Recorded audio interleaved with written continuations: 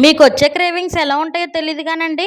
నాకొచ్చే cravings మాత్రం ఎండాకాలంలో వచ్చే వర్షంలాగా అకస్మాత్తుగా వచ్చి, అకస్మాత్తుగా ఎళ్ళిపోయి, నాకేం తెలియనట్టుంటదే అలా ఉంటాయండి. సేమ్ అనమాట. అప్పుడే క్రేవింగ్స్ ఒస్తది. అప్పుడే వండేయాలి, అప్పుడే తినేయాలి, అప్పుడే మర్చిపోవాలి. నిన్న ఇలాగే గుర్తురాక గారెలు గుర్తొచ్చాయండి. అదేమైనా గోధుమ రవ్వ ఉప్మాయా, గసగసాల చట్నీయా ఇట్ట చేసుకుని అట్ట తినేయడానికి. పప్పు నానడానికే 6 గంటలు టైం పడతది. నానిన పప్పుని కడిగి గ్రైండర్‌లో రుబ్బి గుండ్రంగా గారెలేయడానికి ఇంకో గంట. క్రేవింగ్ నేను గంటలు ఆపి ఓపిక మనకు లేదు కాబట్టి మా బుడతడు కోసం తెచ్చిన మరమరాలతో గారెలేసాను. సూపర్ క్రిస్పీగా వచ్చాయండి. పప్పు నానబెట్టక్కర్లేదు, పప్పు కడగక్కర్లేదు, పప్పు రుబ్బక్కర్లేదు, మెత్తగా వస్తాయన్న డౌట్ అక్కర్లేదు, గట్టిగా వస్తాయన్న అనుమానం అక్కర్లేదు, నూనె లాగుతాయన్న భయం అయితే అస్సలు అక్కర్లేదండి. మరమరాలని నానబెట్టి వాటర్ పిండేసి మిక్సీ పట్టి బియ్యం పిండి, ఉల్లిపాయ, పచ్చిమిర్చి, కరివేపాకు, కొత్తిమీర, సాల్ట్, పెరుగు, జీలకర్ర వీటన్నిటిని కలిపేసి వేడివేడి నూనెలో గారెలను వదిలేసి వేగిపోయాక బయటికి తీసి బొజ్జలోకి పంపించేయడమేనండి.